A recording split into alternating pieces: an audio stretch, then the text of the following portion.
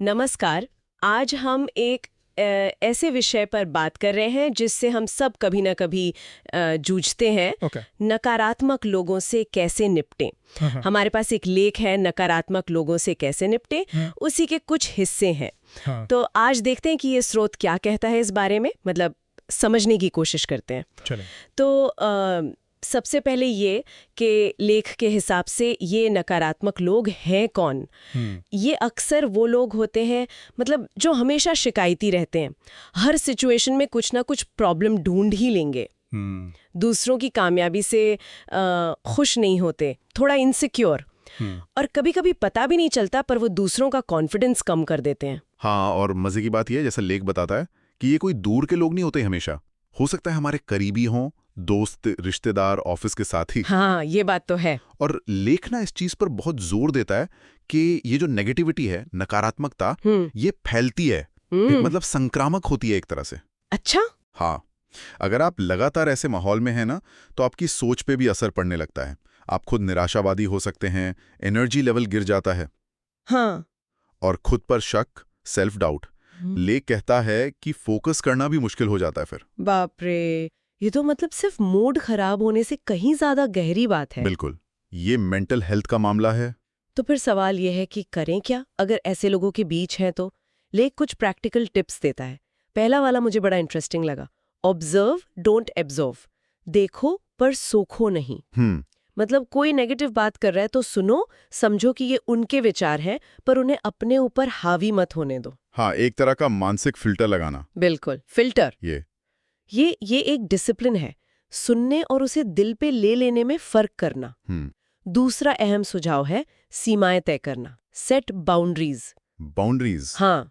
लेख साफ कहता है कि ऐसे लोगों से बातचीत थोड़ी लिमिट करनी पड़ सकती है। इसका मतलब बदतमीजी करना नहीं है। नहीं, बस अपनी एनर्जी बचाने के लिए प्यार से थोड़ी दूरी, जैसे शायद कम देर बात करें या कुछ खास टॉपिक पे बात ही ना करें। हाँ, और ये बाउंड्रीज बनाना ही शायद सबसे मुश्किल होता है, खासकर अगर वो लोग अपने करीबी हों। बिल्कुल। तो तीसरा तरीका इसी से जुड़ता है, डिटैच विथ लव। प्रेम से दूरी। लेख समझाता है कि भाई इमोशनली खुद को उनकी नेगेटिविटी के असर से अलग कर लो। ये समझ लो कि उनकी फीलिंग्स उनकी हैं, आपकी शांति आपकी जिम्मेदारी। सही बात।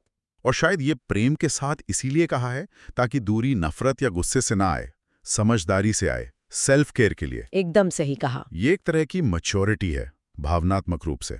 और चौथा सुझाव, जो शायद सुनने में सबसे आसान लगे पर करना जरूरी है, surround your self with positivity. हाँ, ये तो है। खुद को सकारात्मकता से घेरो, मतलब कोशिश करके उन लोगों के साथ टाइम बिताओ जो आपको इंस्पायर करते हैं, जिनके साथ अच्छा लगता है। हाँ, जो आपको ऊपर उठाते हैं, नीचे नहीं खींचते। बिल्कुल, इससे वो नेगेटिव असर काफी कम हो जाता है। इन सारे तरीकों के पीछे ना लेख का एक कोर आइडिया छुपा है जी।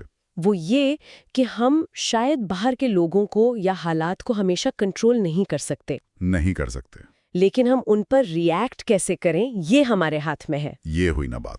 ये जो डिटैचमेंट की बात है, भावनात्मक अलगाव, ये एक बहुत पावरफुल टूल की तरह बताया गया है। बिल्कुल, कंट्रोल अपने हाथ में लेना, यही तो एम्पावरमेंट है। लेख ये नहीं कह रहा कि आप पत्थर बन जाओ, फील करना बंद कर दो, बल्कि ये कि आप अपनी भावनाओं के मालिक बनो। आप तय करो कि बाहर की चीजों का आप पर कितना असर होगा। सही। और इसी आइडिया को समझाने के लिए ना लेख में बुद्ध की एक छोटी सी कहानी भी है, बड़ी गहरी है। अच्छा। कहते हैं एक बार एक शिष्य बुद्ध के पास आया, बड़ा परेशान। बोला कि लोग मेरी बुराई करते हैं, आलोचना करते हैं। हाँ। बुद्ध ने बड़े आराम से पूछा, अच्छा ये बताओ, अगर कोई तुम्हें तोहफा दे और तुम लो ही नहीं, तो वो तोहफा किसका? शिष्य ने कहा, जी वो तो देने वाले का ही रह गया। बुद्ध मुस्कुराए और बोले, बिल्कुल ठीक इसी तरह अगर तुम उनकी आलोचना या नेगेटिविटी को अपनाते ही नहीं हो, लेते ही नहीं हो, तो वो उन्हीं की रह जाती है। वाह, क्या बात है, कितनी सरलता से पूरी बात कह दी है ना, कि भाई लेना है या नहीं लेना ये आपकी मर्जी है, तोहफा आपका इंतजार कर रहा है पर आप मना कर सकते हैं। बिल्कुल। तो इस पूरे लेख का निचोड़, मुख्य संदेश यही लगता है मुझे, कि दूसरों को बदलने की कोशिश से बेहतर है अपनी प्रतिक्रियाओं पर ध्यान दो, उन्हें कंट्रोल करो। बिल्कुल सही कहा। लेख का सार यही है, अपनी मेंटल पीस, अपनी एनर्जी, उसे बचाना सबसे जरूरी है।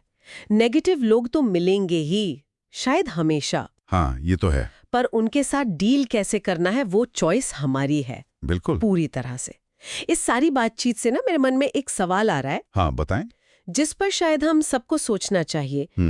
जब हम ये समझ जाते हैं कि दूसरों की नेगेटिविटी हम पर क्या असर डाल सकती है, तो क्या हमें ये भी सोचना चाहिए कि कहीं अनजाने में हम खुद तो किसी और के लिए नेगेटिविटी का सोर्स नहीं बन रहे? अरे वाह, ये तो बहुत गहरा सवाल है।